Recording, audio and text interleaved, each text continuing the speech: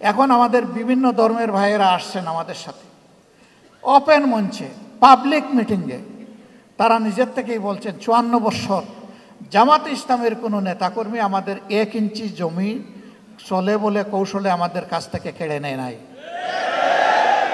আমাদের কোনো মায়ের ইজ্জতে, আমাদের কোনো বোনের ইজ্জতে, আমাদের কোনো মেয়ের ইজ্জতে হাত দেয় নাই, আমাদের গড় বাড়িতে আক্রমণ চালায় নাই, আমাদেরকে বাস্তু বিটাহীন করে নাই, আমাদের কাছ থেকে চাঁদা দাবি করে নাই।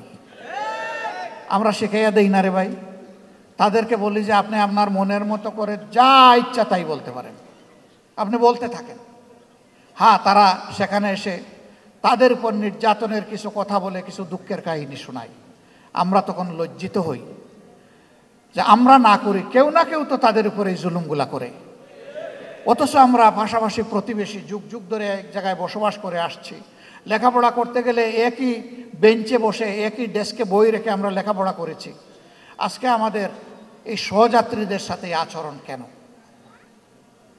হ্যাঁ, আমরা চেষ্টা করেছি আমাদের দলটাকে সেইভাবে গড়ে তুলতে, নিয়ন্ত্রণ করতে। আমরা আশা করি এই দলের হাতে আল্লাহ যদি দেশ পরিচালনার দায়িত্ব দেন, এখন আমরা দল নিয়ন্ত্রণ করেছি, আমরা ইনশাআল্লাহ দেশও নিয়ন্ত্রণ করতে পারব। আমরা যখন নিজেরা ঘুষ খাবো না, যখন চাঁদা দাবি করব না, যখন আমরা দখলদারিতে যাব না, তখন আশা করি বাকি সকলে বার্তা পেয়ে যাবেন এবং সকলের কান খাড়া হয়ে যাবে।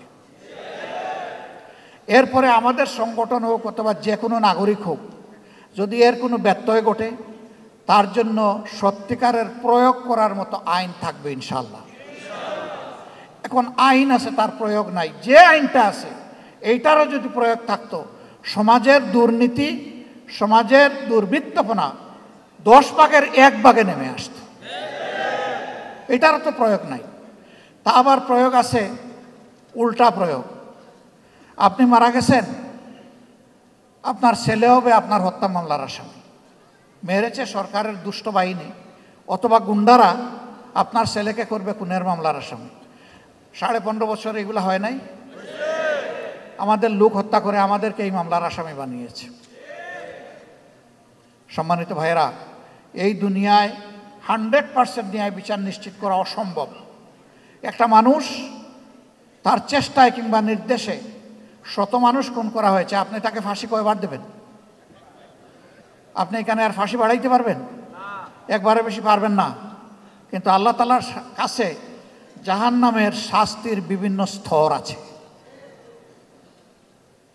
আল্লাহ সেখানে তার পাওনা পরিমাণ শাস্তি তাকে দান করবে। এই বিশ্বাস যদি মানুষের অন্তরে থাকে, তাহলে দুষ্কর্ম করার আগে তার কলজা থরথর করে কেঁপে উঠবে, ভূমিকম্প শুরু হয়ে যাবে। আমি কেমনি অপরাধ করব? দুনিয়ার কেউ না দেখুক, আল্লাহ তো দেখছে।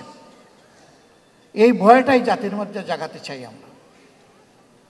এমন একটি সমাজ যদি ইনশাআল্লাহ বাংলাদেশে গড়ে ওঠে, তাহলে জাতি, ধর্ম, দলমত নির্বিশেষে সকলে উপকৃত হবে। এই রুকন সম্মেলনে আজকে যারা হাজির হয়েছেন, তারা সমাজ বদলের স্বপ্ন দেখেন। সেই স্বপ্ন যেন ওই লোকের স্বপ্নের মতো না হয়। একজন তার বন্ধুদেরকে বলেছে, গত রাতকে খুব তৃপ্তি নিয়ে খেয়েছি, পেট ভরে। গত রাত্রে কখন ডিনার? জি না, ডিনার না। ডিনার কি খেয়েছিল? বলে হ্যাঁ, তা খেয়ে তো ঘুমিয়ে পড়েছিলাম।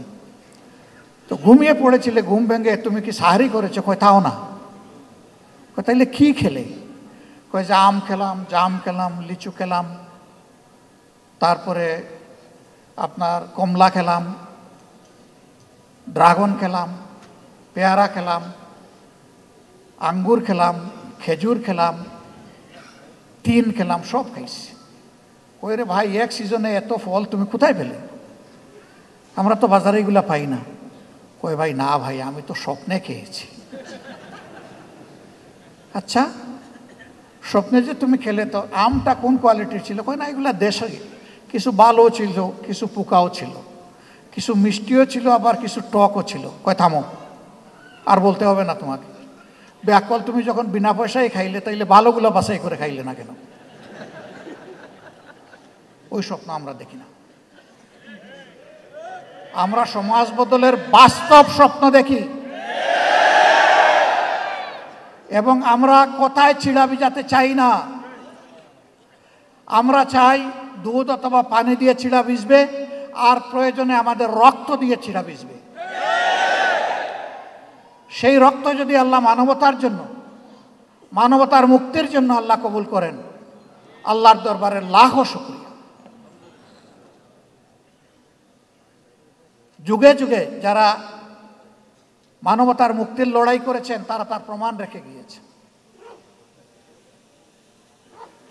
যুদ্ধের ময়দানে এক হাত কোপকে ঝুলে গেছে, পায়ের নিচে ফেলে টান দিয়ে ছিঁড়ে ফেলেছেন।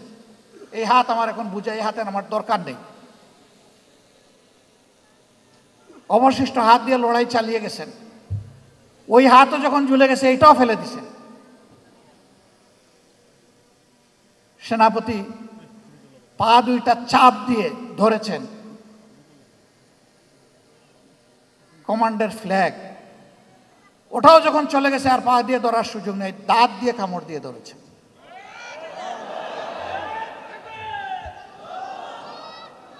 আর মঞ্জিলের দিকে চেয়ে দেখছেন মঞ্জিল কত দূর। আল্লাহ যেন ওই তৌফিকগুলোই আমাদেরকে দান করেন। ভাই, আল্লাহর হাবিব বলেছেন খায়রুন নাস মাইয়ান ফাউন নাস।